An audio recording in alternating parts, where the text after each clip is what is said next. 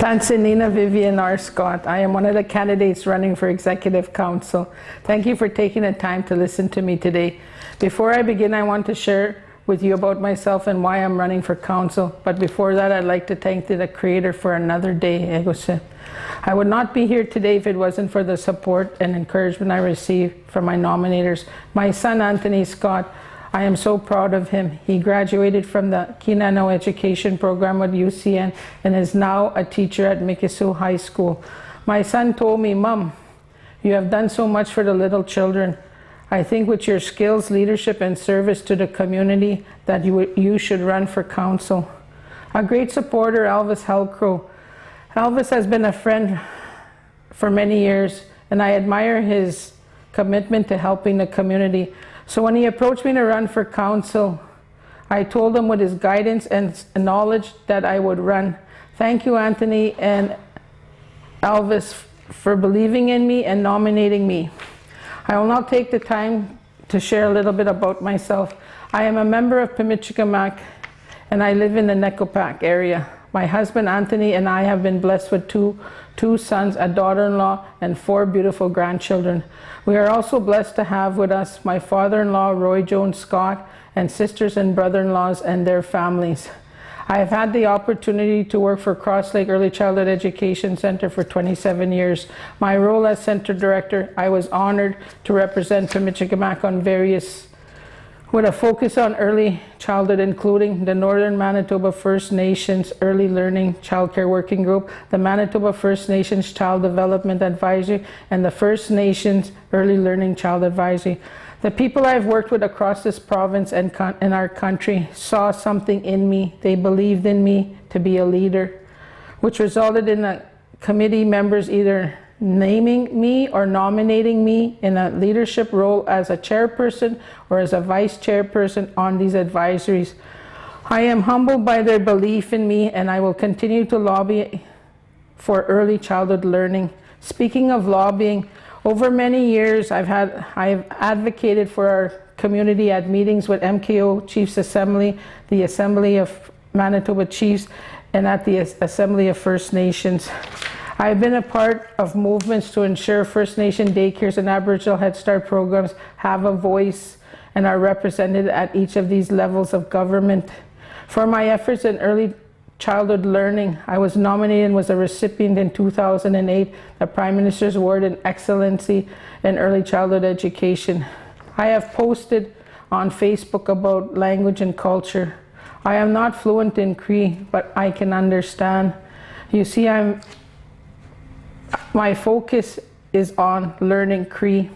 I believe that in order to become a stronger, healthy community, we need to figure out ways to get our language back, reinvest in it, and use it in our daily way of life. I have some ideas about that. I think one way we can achieve that is our early learning programs to become immersed in the language. When you build a house, you need a strong foundation, and to me, learning the language and culture would be that foundation. To create immersion programs for our little ones, include training for staff who are not fluent, and involve our elders as knowledge keepers to guide us in this.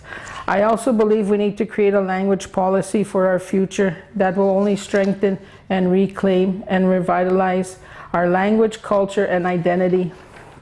Language and culture is very important, and equally important is our elders. I also think there are ways we can support our young people to learn about who they are, where they come from, and what future holds for them. With the assistance and support of our elders and knowledge keepers within our community, I believe this is an important task to bridge that connection. I would like to talk about sovereignty in our community, my thoughts about sovereignty and our local laws, and that they need to be reviewed and shared with the people. A strategic plan yearly would include transparent relationship with the government and hydro. There needs to be mechanisms in place to follow up on goals considered important to our community. We need to review the grant funding model under Pimicikamak Cree to make sure our goals now and into the future. I also want to talk about ideas for economic development. I think we can look at the grant funding to create a program to assist our elders with day-to-day living. You know, an elder approached me regarding assistance with cleaning snow off the roof. They shared they had no young children to climb on the roof and they needed help. I think a community support program or ways to access grants to support elders would be the way to go. I also think we need to provide training opportunities for those that are interested in running their own business. I believe there are a lot of talented people in our community, and with the help of proposal writing, as well as I'm sure some of the youth have ideas of creating business that would benefit all in our community.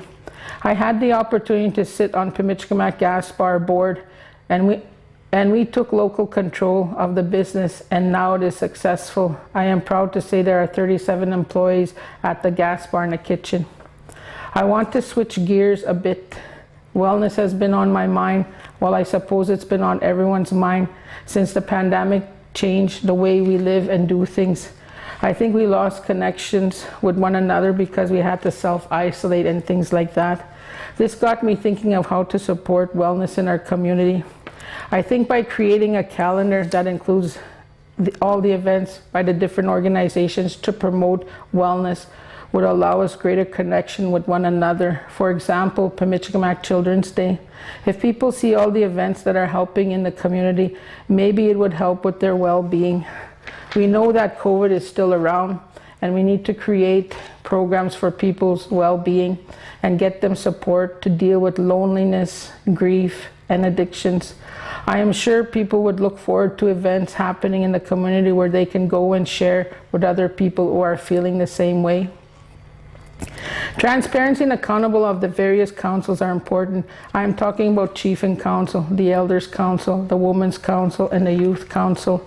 I think we need policies and procedures for these councils that include job descriptions and a code of ethic or conduct. That includes an annual review of these policies and procedures.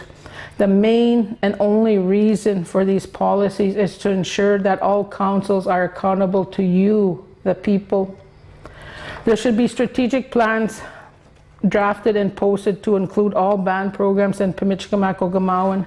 Executive directors and program managers play an important and key role in this process, and they should be included and called upon to review and share their expertise and guidance. Chief and Council lobby for us, they advocate and speak for us. If I were elected, I would work towards this task and would include those dedicated staff entrusted with day-to-day operations. I asked people who have known me to define me using one word. Some had a hard time and they said they'd use a couple of words. I want to share some of those words with you. Hardworking, reliable, dedicated, determined, resilient, empathetic, passionate, loving, laughter, understanding, caring, courageous, good listener, strong voice, approachable, advocate, lobbyist, outspoken, assertive, and strong work ethic, team player, and leader. Once again, I am humbled by the words used to describe me by my peers, colleagues, friends, and family. I want to share with you an American native proverb I hold dear to me. Tell me, and I will forget. Show me, and I may not remember. Involve me, and I will understand. If you truly want change, I'm willing to be that person. With your support today and going forward, I will work for our children, our youth, our elders, our community, and nation. It has been a pleasure to share my thoughts, dreams, and hopes for our future. Thank you all those people who have worked and guided and helped me in this campaign. My family and I have grown and learned from you and everyone around us. Before I share my last quote, I want to wish everyone good luck to everyone that is running. I will end with this last quote. This one is by Chief Sitting Bull. This also is near and dear to me as I firmly believe it. Let us put our minds together and build a future for our children. Please trust in me and vote VR Scott on April 21st, 2023. Ego se, kichimi gwet, kichimanidu.